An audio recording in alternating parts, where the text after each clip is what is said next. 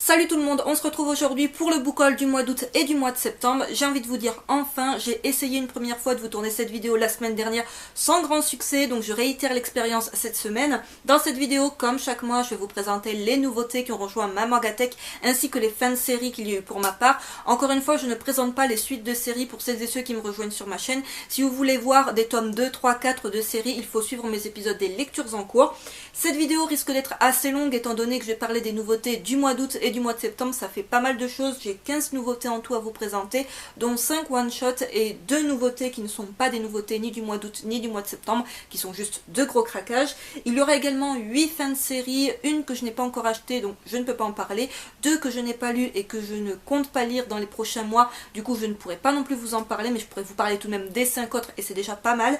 Donc cette vidéo va durer un petit moment, je vais essayer de pas m'éterniser sur tous les titres, mais en même temps j'ai pas envie de tous les expédier non plus, donc n'hésitez pas à aller vous chercher un petit snack, un truc à boire et installez-vous confortablement parce que oui, cette vidéo va très probablement durer 30 minutes. Je commence sans attendre avec deux mangas qui ont déjà été chroniqués sur ma chaîne, donc autant vous dire je ne vais pas me répéter dans cette vidéo, je vous mettrai les liens dans la barre d'infos des vidéos les concernant. N'hésitez pas d'ailleurs à aller voir la barre d'infos de cette vidéo qui sera genre hyper remplie, il y aura les liens des vidéos, il y aura les liens pour les extraits gratuits que je pourrai trouver des nouveautés que je vais vous présenter, et je vous mettrai également la liste comme d'habitude de tous les mangas qui seront présentés dans cette vidéo dans l'ordre où je les présente, donc ça vous fait une espèce de petit sommaire pour vous repérer dans la vidéo. Je commence sans attendre avec les deux titres qui ont déjà eu droit à leur petite vidéo sur ma chaîne, donc une nouveauté du mois d'août et une nouveauté du mois de septembre. Tout d'abord il y a eu une vidéo sur le premier tome d'Assassin de Hiro Sasato publié chez Komiku,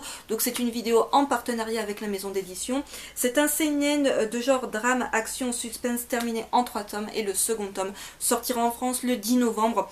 Donc voilà, je n'en dis pas plus, lien de la vidéo dans la barre d'infos si vous l'avez loupé et si vous voulez un avis à propos de ce premier tome. J'avais chroniqué mi-septembre, je crois que c'était quelques jours après sa sortie, le premier tome de la série Le mari de mon frère de Gengoro Tagame publié chez Akata. Seinen social tranche de vie, toujours en cours avec 3 tomes de parus et pareil le second tome sortira le 10 novembre. Donc c'est une vidéo qui me tenait à cœur parce que je reprenais le principe de mes découvertes manga que j'avais laissé un petit peu de côté et ça me faisait plaisir d'enfin en refaire. Si cette série vous intéresse et que vous voulez un avis à propos du premier tome, je vous renverrai bien évidemment à cette vidéo qui je pense est assez complète pour concernant mon avis à propos de ce premier tome, et bien évidemment je continuerai pour ces deux séries à vous présenter leur suite dans des épisodes des lectures en cours. Je passe à présent à deux autres nouveautés du mois d'août. Alors c'était le gros hasard, mais en fait les 3 séries que j'avais commencé finalement au mois d'août, donc je parle également du premier tome d'Assassin, ce sont toutes des séries terminées en 3 tomes, donc ça c'est franchement pas mal et il n'y a pas eu de flop, donc ça c'est encore mieux. Je vais commencer en vous parlant de Arc Romancer, donc oui je vais vous présenter les 2 premiers tomes parce que ce second tome est sorti il y a quelques jours à peine, il est sorti début octobre et je l'ai lu directement après l'avoir acheté et je me suis dit bon je vais pas attendre de vous tourner un épisode des lectures en cours, je vais en parler dans ce book haul tant qu'à faire quand je vous parle du premier tome. Donc c'est une série de Lim Do-Young et de Kim So-hee, c'est publié chez Doki Doki dans leur collection Seinen. C'est un Seinen de genre romance, ecchi, action, terminé en 3 tomes et le dernier tome on devrait l'avoir soit pour fin novembre, soit pour début décembre. Selon les sites, aucun site j'ai envie de vous dire ne se met d'accord, soit c'est la dernière semaine de novembre, soit c'est la première de décembre. En attendant on aura la fin cette année et c'est tant mieux. Ce n'est absolument pas une lecture que je vais dire indispensable, coup de cœur de l'année ou quoi que ce soit, mais c'était tout de même une série fort sympathique. J'avais vraiment envie de commencer une série de ces mangaka auxquels on doit, entre autres, on leur doit énormément de choses, mais si on devait citer la série, je pense, la plus connue, la plus conséquente, il s'agit de Freezing. On va découvrir le personnage de Soji, qui est un jeune homme, tout ce qu'il y a de plus banal, qui va perdre dans des circonstances assez tragiques sa famille.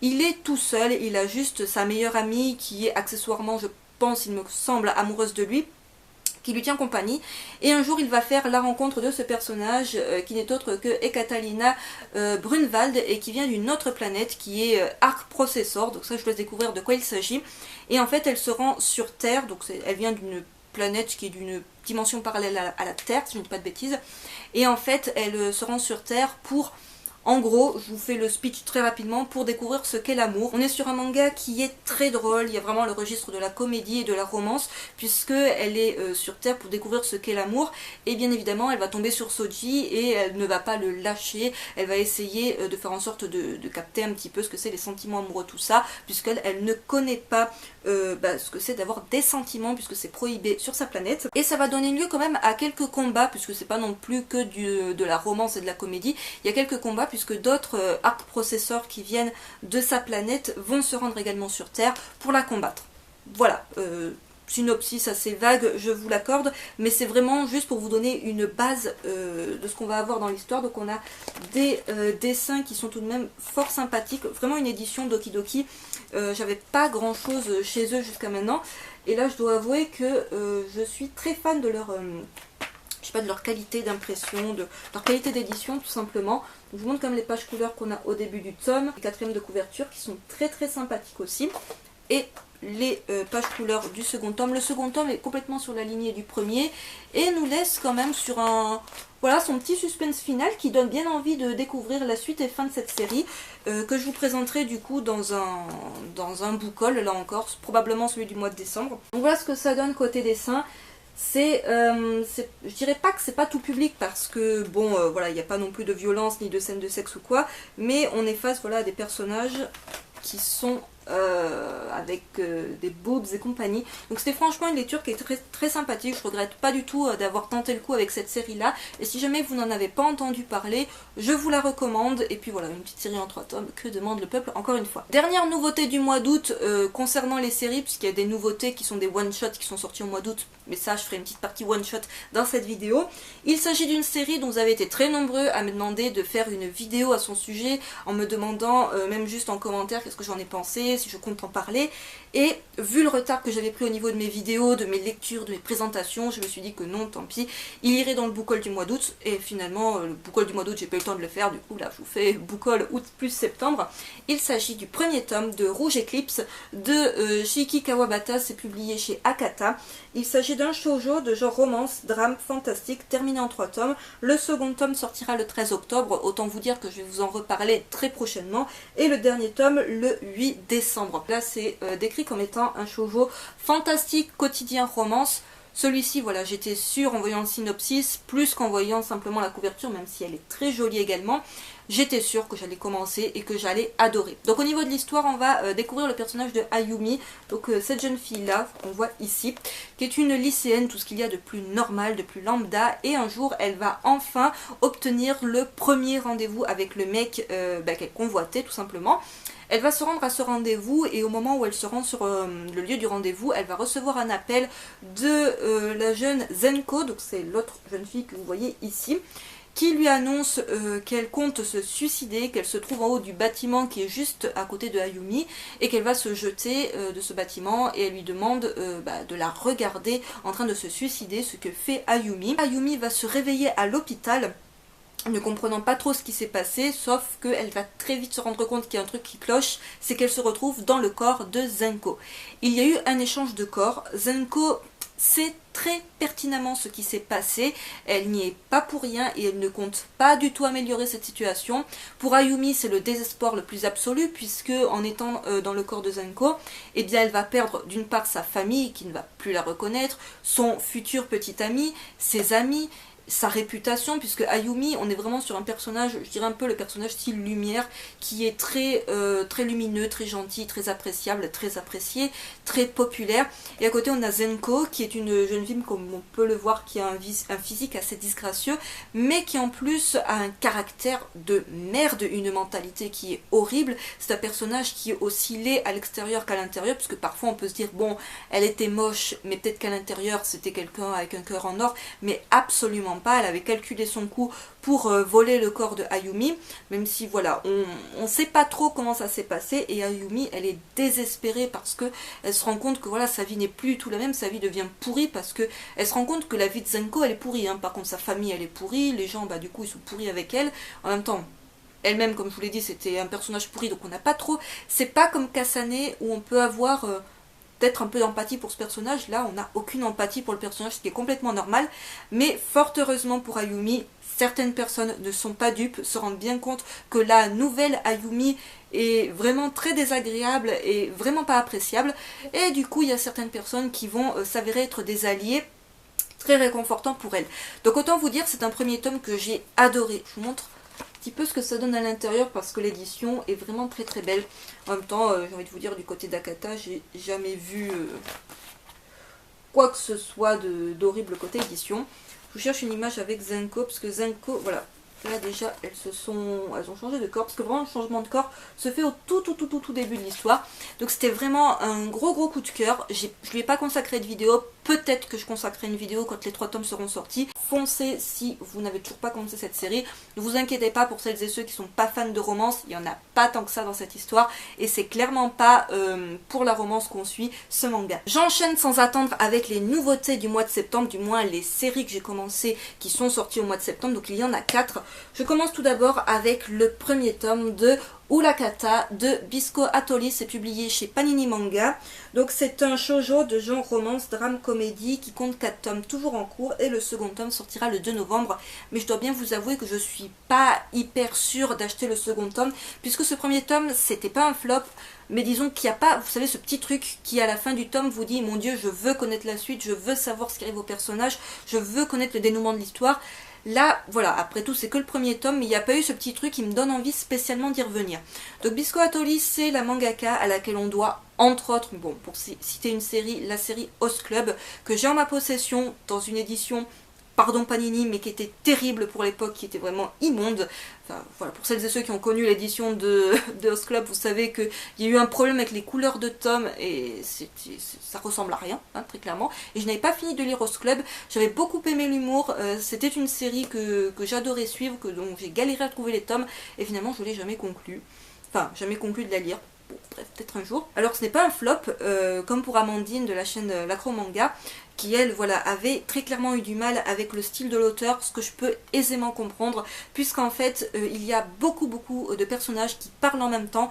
Du coup on se retrouve avec du texte absolument partout, et c'est parfois très compliqué de distinguer qui dit quoi. Je dois bien avouer par contre que j'ai dû m'y reprendre à 3 ou 4 fois pour vraiment lire le tome d'une traite, parce que je lisais et au bout d'une vingtaine de pages, c'était tellement lourd niveau lecture que je décrochais. Je me disais tant pis, je prends un autre manga, celui-là je le reprends après. Donc, je vous parle très rapidement de l'histoire parce que là j'ai pas encore évoqué l'histoire.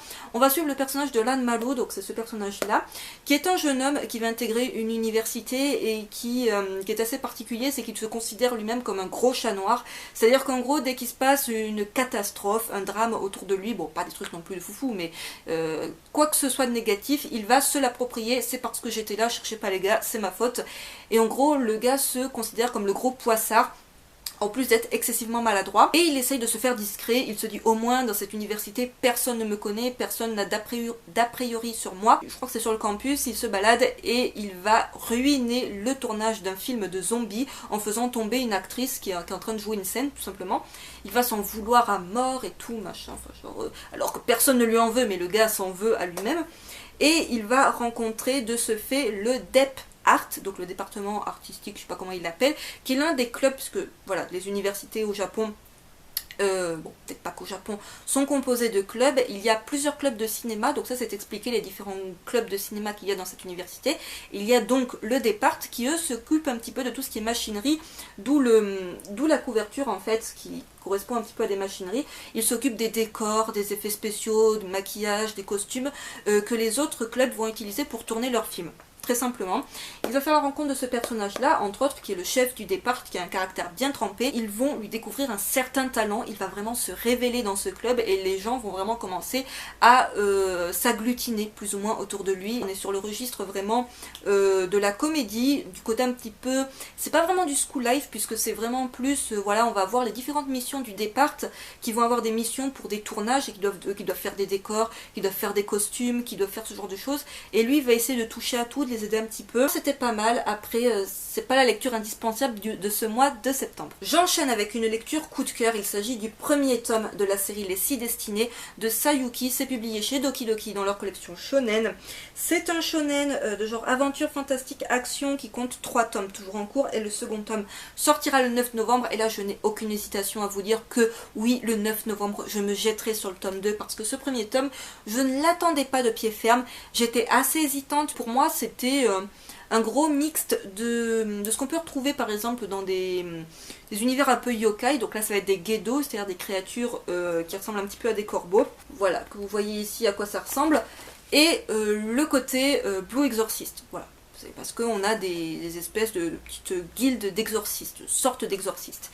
Et je me suis dit, ok, c'est du déjà vu, je prends pas. Certains de mes comparses youtubeurs ont eu du mal à en parler parce que c'est vrai que, en fait, on découvre donc le personnage dans le feu de l'action, c'est l'image que je vous ai montrée là. Et suite à cette image-là, on a un gros flashback qui permet de comprendre comment lui va devenir le héros de l'histoire.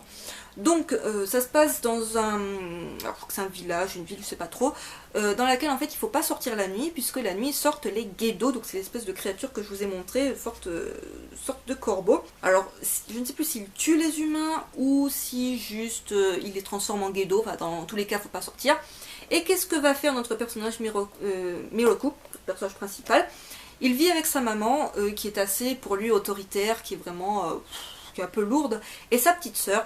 Et il en a marre de se taper les tâches ménagères, tout ça, de jamais sortir. Et qu'est-ce qu'il va faire un soir? Bim, le gars va sortir, ça va pas louper, il va tomber sur un gedo et se faire attaquer.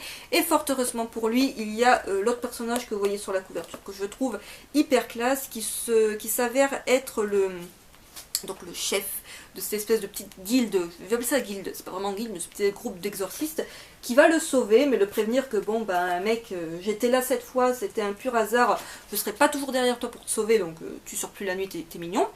Il va rentrer chez lui, pensant rentrer discrètement, bim, sa mère lui tombe dessus, elle va l'enfermer dans une espèce de petite pièce qui fait un peu bibliothèque, et là il va trouver, enfin il va s'énerver, il va faire tomber des trucs, et il va trouver un...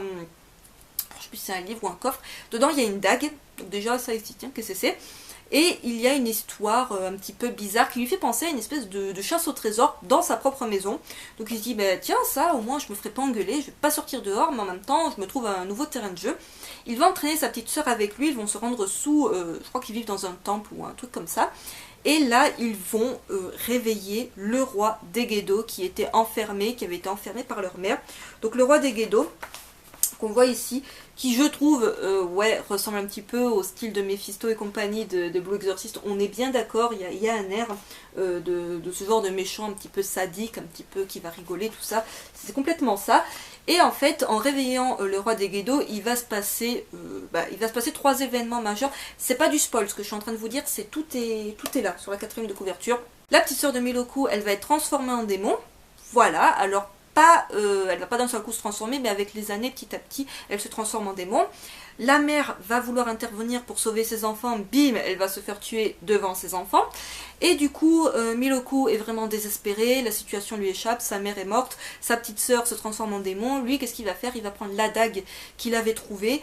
Bon, il s'est un petit peu renseigné à propos de cette dague entre-temps, et il va se suicider avec cette dague.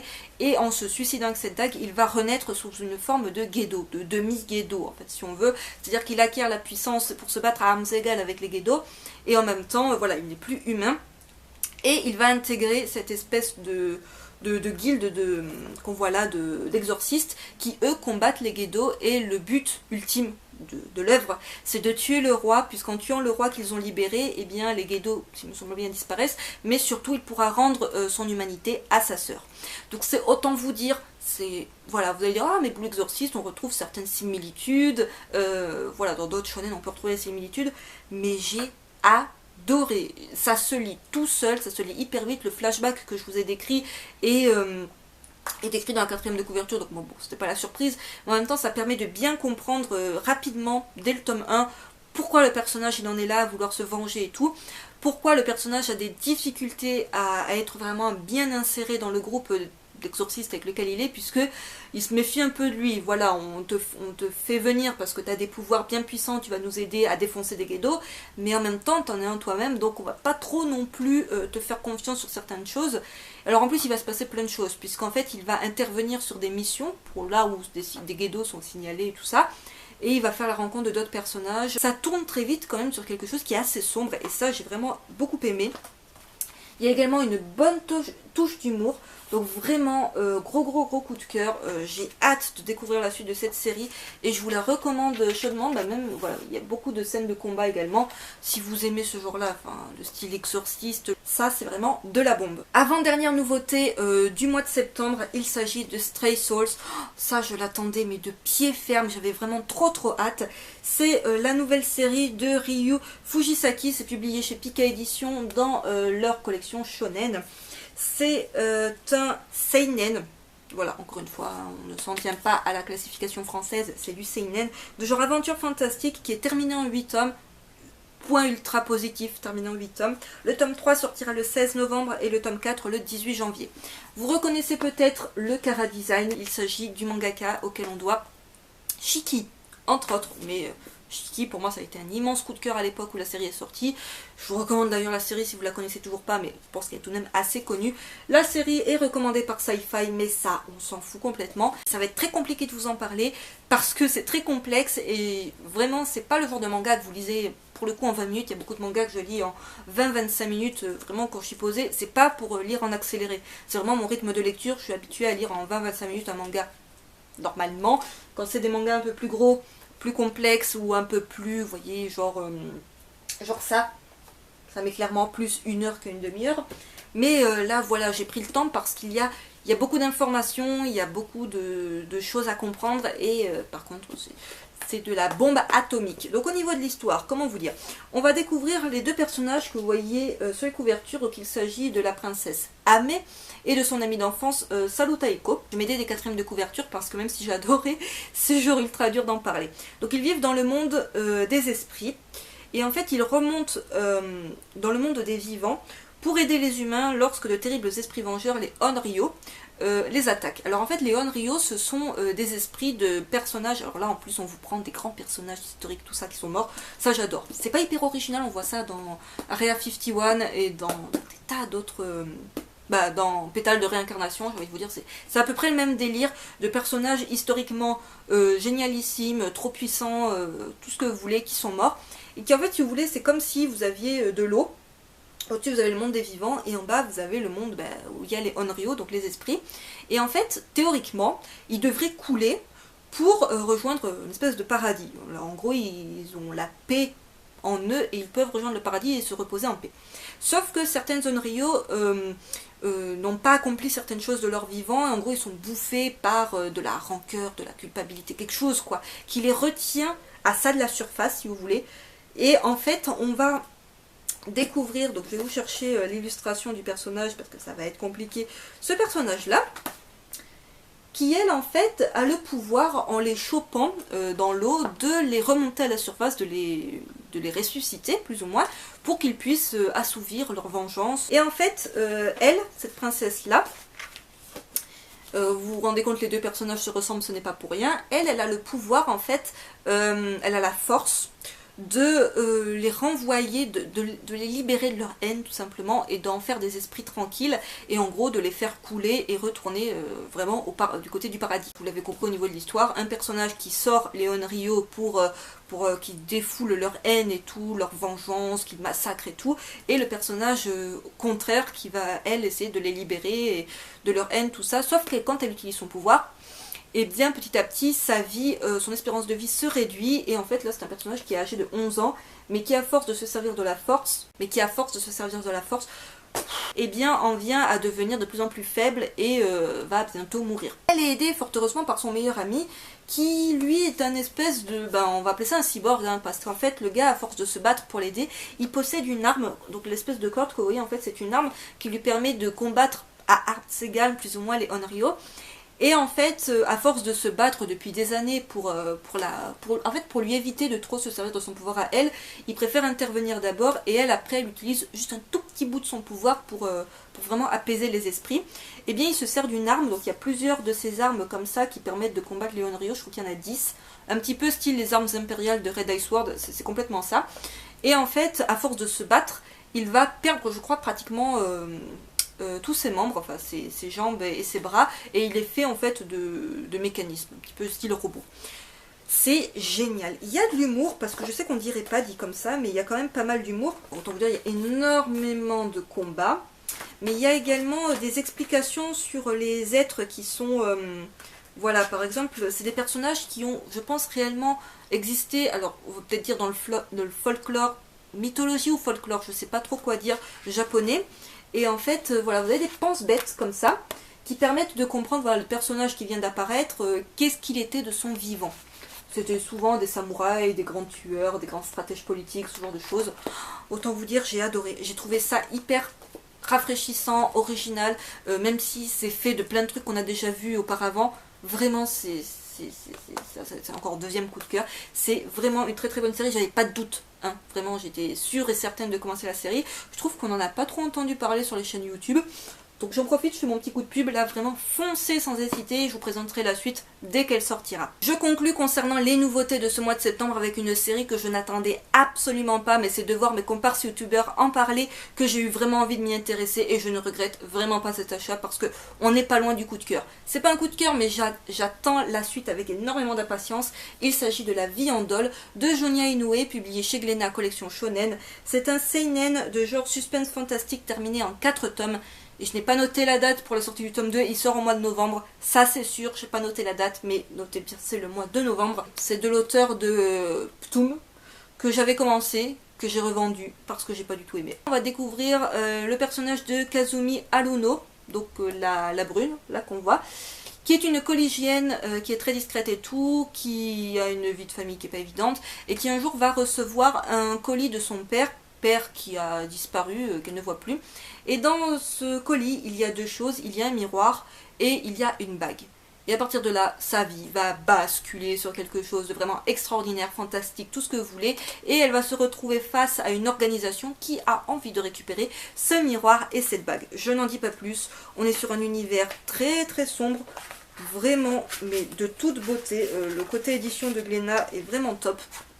Pour ce titre, je ne sais pas si on verra quelque chose, mais voilà, les pages couleurs au début, j'ai envie de vous dire, waouh, côté dessin, ça envoie du lourd, et côté édition, ça envoie du lourd. J'ai adoré l'univers, la complexité aussi qui s'en dégage, mais surtout cette ambiance très particulière. C'est un petit peu un titre que je compare, aucun rapport, à La Tour Fantôme, qui pour moi avait vraiment une ambiance très spéciale, très... parfois un peu oppressante, mais vraiment très particulière, et qui était vraiment géniale. Voilà, sa petite série en 4 tomes. Avant que mon appareil photo ne coupe, j'étais en train de vous dire que je remerciais mes comparses youtubeurs pour avoir présenté cette vidéo et pour du coup m'avoir donné envie de la commencer à mon tour. Ensuite, je vais vous parler de deux séries qui ne sont pas des nouveautés ni du mois d'août ni du mois de septembre, mais qui sont juste deux gros craquages de ma part. Il y a tout d'abord l'intégrale, c'est-à-dire les 10 tomes de la série Parasite. Puisqu'en fait c'est une série dont on a énormément parlé quand l'anime est sorti il y a de cela quelques mois ou l'année dernière, je ne sais plus. Beaucoup de gens en ont parlé de l'anime et du coup on reparlait du manga qui date de 2002-2004 en France, donc ça date un petit peu et on a surtout voilà, parlé de l'anime et donc voilà. Parasite Kiseiju de Hitoshi Iwaki, publié chez Glénat, collection Seinen, et c'est un Seinen de genre suspense fantastique. Et en fait, on a parlé de la série quand il y a eu l'anime, et après ça a été silence radio. Tout le monde attendait la réédition, ou du moins la réimpression, parce que ce n'est pas une réédition, c'est une réimpression des tomes, du tome 3, puisque le tome 3, ce tome-là, était vendu à des prix astronomiques sur la toile, puisque les gens profitaient du fait qu'il soit complètement introuvable. Ils ont profité de ça pour vous faire des prix astronomiques sur Amazon, Fnac et compagnie, voilà. Et en fait, ça s'est un peu tassé, cette histoire, tout le monde attendait quand est-ce que Glénat le réédite, ça, on n'avait pas de réponse, et puis, en fait, ils les ont tous réimprimés. C'est pas une réédition, je suis désolée, je me trompe, mais c'est juste, ils ont été réimprimés. Et en fait, je sais pas, c'est tombé dans l'oubli, du fait peut-être d'avoir attendu de pouvoir le réimprimer. Et en fait, plus personne n'en a parlé. Et puis moi, je sais pas, j'avais envie au mois d'août, au mois de septembre. Non, c'est au mois d'août que je les ai achetés. Au mois de septembre, je ne sais plus. Je dirais non, moi, début septembre que j'ai dû acheter les tomes. Je me suis pris plein de commentaires du genre ah ouais, quand même, madame a les moyens, style, de s'acheter le tome 3, vu le prix qu'il coûte et tout. Bah non, le tome 3 il m'a coûté 6,90 € comme tous les autres tomes, parce qu'il est disponible à ce prix-là sur la Fnac et Amazon maintenant qu'il est réimprimé. Voilà, sauf que plein de gens n'avaient pas eu l'info, ce que je peux comprendre, parce que tout simplement la série... Ouh, le tome 10 il est un peu épais. La série était retombée un petit peu dans l'oubli, ce qui est dommage, maintenant que tous les tomes sont à nouveau disponibles et qu'on n'en profite pas. Je n'ai lu que les 2 premiers tomes pour l'instant. C'était pas du tout un flop, loin de là, mais j'ai eu quelques événements qui font, entre autres, que je tourne pas beaucoup de vidéos en ce moment et que je lis pas autant que je voudrais lire. Donc voilà, pour l'instant j'ai lu que les 2 premiers tomes par faute de temps, mais je compte bien évidemment lire la suite parce que, autant vous dire, c'est du gros coup de cœur. Et n'hésitez pas à me dire en commentaire si vous avez envie d'une vidéo au sujet de Parasite. Je sais que beaucoup de gens connaissent, ont vu l'anime ou peut-être ont déjà lu le manga, mais s'il y en a qui ont envie que je présente ce titre à travers une vidéo, n'hésitez pas à me le dire en commentaire et je le ferai. Autre craquage un peu plus récent celui-ci, mais voilà, là encore c'est du craquage, c'était pas prévu, mais là je le dois à mes comparses youtubeurs qui parlent très souvent de cette série. Je pense à Selvarion et à Sayu qui l'apprécient énormément. Il s'agit de Control. Et voilà, autant ne pas faire les choses à moitié et prendre tous les tomes déjà sortis en France, donc les 4 premiers tomes sur 7. Donc c'est un, je n'ai même pas dit de quel était l'auteur, c'est Akinari Nao, c'est publié chez Pika dans leur collection Shonen. C'est un shonen de genre romance, comédie fantastique terminé en 7 tomes. Le tome 5 sortira le 2 novembre, le tome 6 le 4 janvier. Théoriquement on aura la fin de la série en mars 2017. Et en mars 2017, je vous ferai à coup sûr une vidéo à son sujet, parce que là, on est sur du gros coup de cœur. Je ne regrette absolument pas d'avoir craqué. J'ai beaucoup hésité. Je trouvais les couvertures magnifiques. Leurs avis à tous les deux étaient vraiment dithyrambiques. Après, voilà, il y a des avis beaucoup plus mitigés sur la toile. Ça va être de la comédie avec beaucoup de romance, énormément d'humour. C'était vraiment des barres de rire. J'avais peur de pas aimer justement le côté humour. Et finalement, dès les premières pages, j'étais éclatée de rire. Et des sorcières. Des personnages ultra attachants. Voilà, je vous fais pas de résumé tout ça parce que cette vidéo est assez longue, comme pour Parasite, mais vraiment ces 2 séries, je pense, auront droit à cette vidéo. Celle-ci, à coup sûr.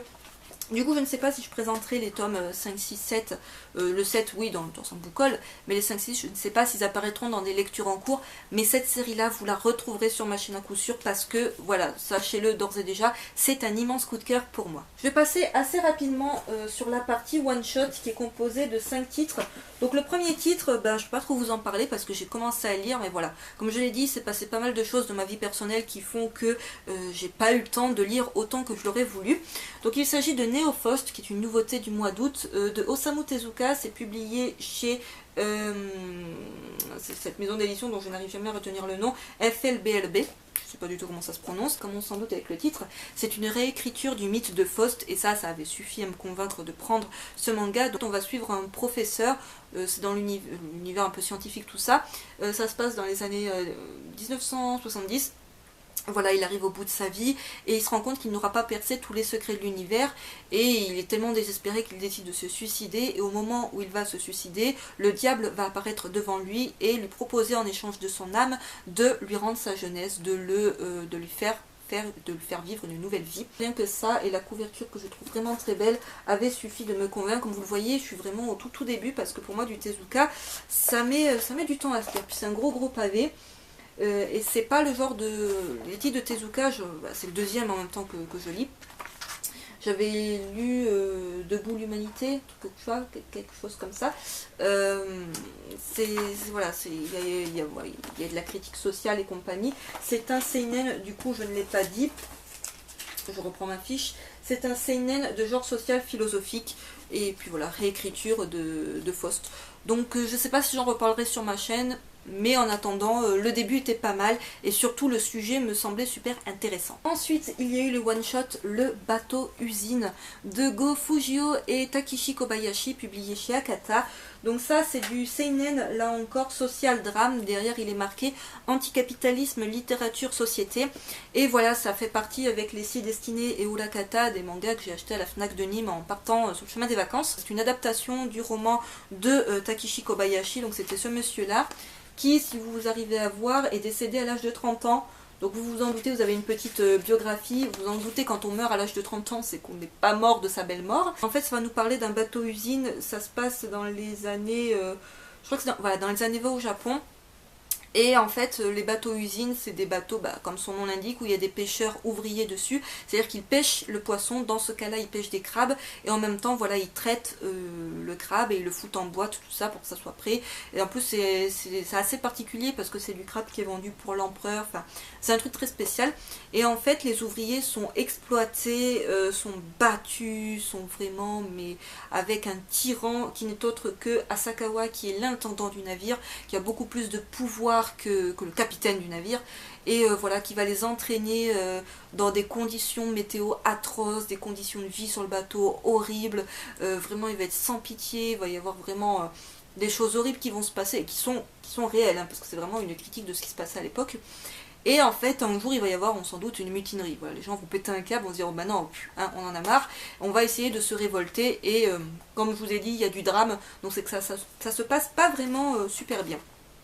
Donc c'est pas drôle du tout, c'est une connotation un peu historique, un petit peu, voilà, un peu pédagogique. Et c'est pas mal, voilà, d'avoir ce côté, on vous explique un peu des événements pas très drôles de cette période-là, et en même temps ça passe un peu mieux parce que c'est du manga. Donc voilà, c'était vraiment une très très bonne lecture et je le recommande si vous êtes passé à côté. Ensuite, niveau one shot, il y a eu Kiliko de Shingo Honda, qui est l'auteur de Akaiju. C'est publié chez Komiku. Donc là c'est du seinen suspense horreur fantastique, et là c'est le synopsis qui m'a fait plus craquer que la couverture, même si je trouve la couverture vraiment pas mal. Donc en fait on va suivre un groupe de 6 personnes qui vont se retrouver parce qu'ils ont reçu une lettre qui leur dit hey, si on se retrouvait 16 ans après la fin du collège pour faire une petite réunion donc dans cet ancien collège. Qu'est-ce qui va se passer, comme on s'en doute, vu que c'est du domaine de l'horreur, c'est qu'ils vont se retrouver coincés dans ce collège par des circonstances, genre en gros la route est barrée, il y a un temps apocalyptique dehors, voilà, on ne peut plus sortir, on se retrouve coincé dans le collège. Déjà ils vont se rendre compte qu'ils ne sont pas tous très nets dans ce groupe, mais c'est qu'en plus il y a une créature assez horrible qui rôde et qui va les massacrer un par un. Donc le but étant de découvrir quelle est cette créature, pourquoi elle fait ça, qui a envoyé la lettre, qui font qu'ils se retrouvent tous là. La fameuse créature ultra angoissante, dont on peut très rapidement se douter de qui il s'agit. Après, au niveau de l'histoire, c'est pas hyper original, mais il y a ce côté ultra flippant, angoissant. On peut pas sortir du collège, il faut essayer de tenir le coup, on peut pas prévenir l'extérieur, il faut essayer en même temps de comprendre ce qui se passe, de se dire mais pourquoi tant de haine. Alors par contre, voilà, c'était assez prévisible sur certains points, genre la créature a certaines marques sur la peau comme ça, c'est expliqué, et en fait moi c'est même pas besoin de l'expliquer, j'avais compris qu'est-ce que c'était ces marques. À part ça, sinon la fin était pas mal. Disons pour moi ça redescend un peu, mais c'est comme beaucoup de films d'horreur, en fait la fin redescend d'un coup en tension, et ça peut être un peu déstabilisant. Mais voilà, c'est vraiment pas mal si vous cherchez un one shot sur le registre de l'horreur, du suspense et vraiment du côté un peu angoissant. Avant-dernier one-shot de cette vidéo, il s'agit de Marie-Antoinette, la jeunesse d'une reine, de Fuyumi Soryo, publié chez Glénat, collection Seinen. C'est la mangaka à laquelle on doit la série Cesare, et ça a suffi à me convaincre. C'est un one-shot romance historique drame qui va bien évidemment, comme on s'en doute, nous parler de Marie-Antoinette, mais pas de toute sa vie, juste du moment où elle quitte l'Autriche pour se marier avec le dauphin de France, et qu'elle fait la découverte en fait de la cour, des gens qui vont vivre avec elle à présent, et également du dauphin, de son époux, et qu'elle va essayer tout simplement de séduire, parce qu'au début voilà, c'est du mariage arrangé, ils sont très jeunes, ils sont pas spécialement hyper emballés par le truc, et petit à petit en fait elle va le séduire et montrer sa véritable personnalité. Côté dessin, c'est autant vous dire c'est de la bombe, mais il n'y a pas que ça, c'est un one shot qui est vendu dans les 9€, 9,15€ si je ne dis pas de bêtises, et à la fin on a quand même un petit peu quelques illustrations à propos de l'histoire, tout ça, et ça j'ai adoré, voilà le côté Le côté où on rajoute quelques petits trucs en plus du manga. Donc voilà, ça parle vraiment de la bonne période de Marie-Antoinette. C'est vraiment une période encore relativement heureuse de sa vie. Et j'ai bien aimé parce que je suis assez fan des mangas historiques. Et puis voilà, côté dessin, c'est de la bombe. Donc foncez si vous êtes fan de mangas historiques, que vous êtes fan de Marie-Antoinette, tout ça. Et que vous avez envie de quelque chose qui soit relativement bien foutu, pas trop lourd côté historique et qui se laisse lire assez facilement et dont les dessins sont vraiment sublimes. Et je conclus avec le plus gros coup de cœur de cette vidéo qui est pour le one shot Springald de Kazuhiro Fujita, qui est probablement le mangaka le plus détesté par le public français, mais vraiment ça me désole à un point comme vous ne pouvez pas l'imaginer. C'est le mangaka auquel on doit entre autres mon manga préféré, il s'agit de Moonlight Act. Il n'a pas fait que ça, mais la seule série qui est encore publiée chez nous, dont Kazé essaie de poursuivre la publication, c'est Moonlight Act. Là, c'est publié chez Kiyun, collection Seinen, et ça fait partie de la collection The Black Museum, qui est, je crois, une nouvelle collection des éditions Kodansha au Japon, qui vont rassembler plusieurs œuvres comme celle-ci, plusieurs one-shots comme celui-ci, et j'ai adoré. Ça va nous parler de Londres des années 1800. Ça se passe au début à Scotland Yard. Il y a un musée dans Scotland Yard, donc le Black Museum, qui rassemble toutes les pièces à conviction des enquêtes sur les tueurs qui ont sévi à cette époque-là. Et bon, les tueurs style Jack l'Éventreur, voilà ce genre de truc, mais un peu plus fantastique. Là, on est sur du seinen suspense historique fantastique. Et voilà, gros tome à moins de 9 € qui est génial. Il y a un inspecteur qui se rend dans le Black Museum parce qu'il veut en savoir plus. En fait, il voulait récupérer une pièce à conviction et ça va lui permettre de raconter l'histoire donc à la conservatrice du musée, à l'histoire de Jack Talon à ressort qui sévissait dans Londres des années début 1800.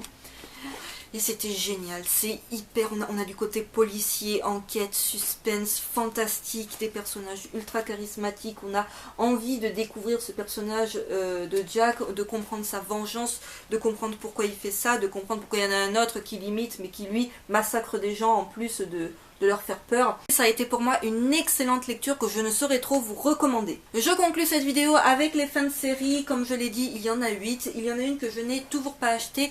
Il s'agit du 6e tome de la série Sunny. Et c'est une série qui est dans ma palle. J'avais lu le premier tome, j'avais adoré. Et puis je m'étais dit, bon, j'achète tous les tomes et je les lirai après. Et le tome 6, je ne l'ai pas trouvé en rayon. Donc je le commanderai. En même temps, c'est des tomes qui sont un petit peu chers, il me semble, qui sont à 10-12 €, quelque chose comme ça.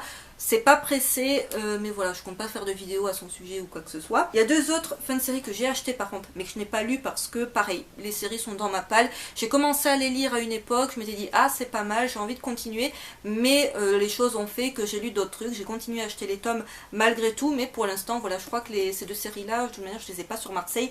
Donc il s'agit du 15e et dernier tome de Library Wars Love and War de Kiloyumi, d'après une œuvre de Hiro Arikawa, c'est chez Glénat, collection Shoujo.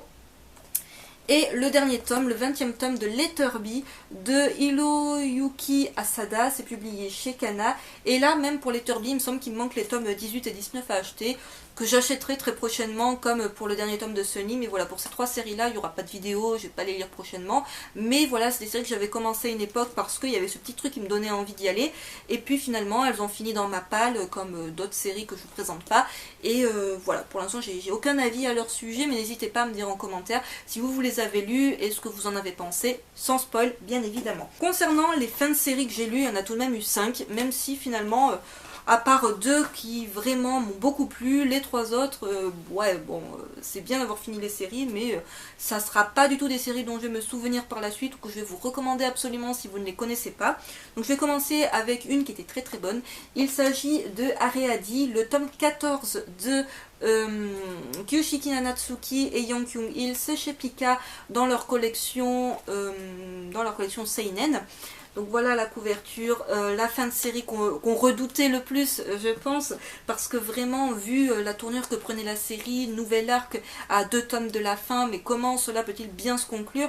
Alors c'est un tome qui est le plus expéditif possible. Je pense qu'il est difficile de faire plus rapide, les événements s'enchaînent à une vitesse dingue, mais finalement, voilà, les auteurs, ils avaient un tome pour conclure la série. Et ça va, je trouve qu'ils se démerdent assez bien parce que vraiment je sentais le flop arriver, comment en un dernier tome, voilà, quand je vous ai parlé des 2 derniers tomes parus, enfin des tomes 12 et 13, je vous disais, mais on voit pas comment ça peut bien se finir. Ça aurait pu être largement pire. C'est pas la fin au coup de cœur du siècle, mais vraiment ça conclut relativement bien la série. On a les personnages qu'on avait envie de revoir dans ce dernier tome. Et puis voilà, ils ont fait comme ils ont pu, les auteurs. Hein. Pour ceux qui savent pas, la série fonctionnait pas au Japon. Ils ont dû l'arrêter un peu précipitamment. Et vraiment, je m'attendais à quelque chose de beaucoup plus mauvais que ça. Donc je recommande la série dans son ensemble. Voilà, c'est pas catastrophique, ça aurait pu être beaucoup mieux, mais malheureusement, ben, il faudra se contenter de cette fin-là. Je passe à présent à 3 fins de série qui sont pour moi en demi-teinte. Pour des raisons très simples que je vais évoquer assez rapidement. Tout d'abord le tome 4 de Husk of Eden de Kizaragi Yoshinori, publié chez Doki Doki. Donc ça a été vraiment pas un coup de cœur, mais je dirais quasiment ça dès le départ. C'était vraiment une histoire assez originale, sous forme un petit peu de conflit, guerre, tout ça, mais tout en ayant un côté, je sais pas, un côté qui ressemble un peu à l'Attaque des Titans, ce genre de truc sans titans. Et en fait, ce 4e tome a été moult fois repoussé pendant plusieurs mois, et finalement quand il est sorti, j'avais que de vagues souvenirs en fait des 3 premiers tomes. J'ai pas voulu me relancer dans la lecture parce que j'avais d'autres choses à lire qui me donnaient plus envie, et là à la fin j'ai pas tout compris, et c'est pas finalement une série que je vais retenir. Les 3 premiers tomes étaient bons, ce 4e tome et bof bof quoi, voilà, c'est pas, si vous êtes passé à côté, finalement j'ai envie de vous dire, c'est pas bien méchant. Ensuite, niveau fin de série, où c'est pas bien méchant si vous êtes passé à côté, il s'agit du 3e tome de Femme Fatale. Là, il y en a beaucoup qui vont me dire, mais qu'est-ce que c'est que ça? C'est un manga de Kaya Shigisawa, c'est publié chez Soleil Manga, collection Seinen. Et si vous me suivez depuis très très longtemps, mais là, si vous me suivez depuis plus de 2 ans, eh bien oui, je vais présenter le début de la série, c'est-à-dire les 2 premiers tomes dans des vidéos en 2014, puisque le premier tome est sorti en janvier 2014, et le tome 2 en novembre 2014, et depuis silence radio de la part de Soleil Manga, le tome a des fois été annoncé, puis repoussé, puis plus du tout annoncé. J'ai pas du tout compris ce qui s'est passé. Moi, autant qu'il y ait des reports parce que les maisons d'édition ont des problèmes de droit, des problèmes d'imprimerie ou que sais-je, c'est pas grave, franchement ça je peux comprendre, des problèmes de boulot, tout ça, on peut tous en avoir dans tous les domaines. Ok, mais la moindre des choses, c'est de continuer à faire parler un peu de la série pour dire, écoutez, la série, on l'arrête pas, vous aurez la fin tôt ou tard. Pour l'instant, c'est compliqué pour telle et telle raison, mais là, pendant des mois, ça a été silence radio de la part de Soleil, et il y avait même pas, j'avais demandé plusieurs fois, hello, le tome 3, et j'avais pas eu de réponse. C'était bien dommage. Avec Jeff, à l'époque, c'est une série qu'on suivait tous les deux. J'ai pas relu les 2 premiers tomes, finalement, j'ai pu reprendre ma lecture où je l'avais laissée assez facilement, plus facilement que ce à quoi je m'attendais. Et on est dans du seinen avec voilà, des relations d'adultes qui sont mises en avant, et quelques scènes un peu de sexe. C'est un peu comme du josei, si vous voulez, à peu de choses près, du tranche de vie. Donc c'est pour ça que c'est pas bien méchant si vous vous rappelez pas des 2 tomes précédents. La fin était correcte, voilà, c'était pas une fin où je me suis dit ah tout ça pour ça, mais c'est pas une série que je vais retenir, et c'est bien dommage d'avoir mis autant de temps à sortir 3 pauvres petits tomes. Mais surtout ce qui est dommage, c'est l'absence de communication. C'est ça que je reproche plus, plutôt que le temps pour la publier. Autre fin de série qui pour moi ne sera pas mémorable, mais qui aura eu l'avantage d'être publié assez rapidement. Il s'agit du 4e et dernier tome de la série Les Oubliés de Nokuto Koike, c'est publié chez Komiku. Donc il s'agit de l'auteur de 6000 qui pour moi avait été un gros flop, et Les Oubliés, c'est pas un flop. Déjà regardez la taille de ce dernier tome, voilà, on sent la grosse conclusion. Mais voilà, j'ai un peu du mal avec l'histoire. Dans ce dernier tome, on a toutes les réponses à nos questions à propos de l'île, des morts qui ne meurent pas vraiment, pourquoi ils ne sont pas enterrés, voilà, tout ça. Il y a pas mal de réponses à nos questions, mais j'avoue ne pas avoir tout bien compris, et qu'il faudrait reprendre la série depuis le départ, et puis c'est pas du tout une priorité de lecture. Donc c'est pas un flop, mais c'est loin d'être une série mémorable. Et je conclus avec une très bonne fin de série, qui pour moi pourtant ne payait pas de mine. La série... voilà, elle m'a pas tapé dans l'œil dès le départ, et pourtant c'est pas le gros coup de cœur du siècle, mais c'est quand même une très très bonne série.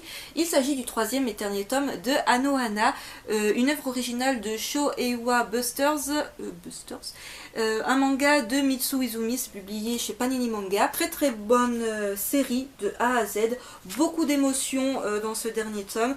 Un très beau final, voilà, je me demandais comment ça pouvait se terminer, et finalement ça se termine plutôt bien, et c'est une fin vraiment très belle, très simple, que j'attendais avec voilà les explications et le dénouement. Voilà, tout simplement, on va pas trop en demander.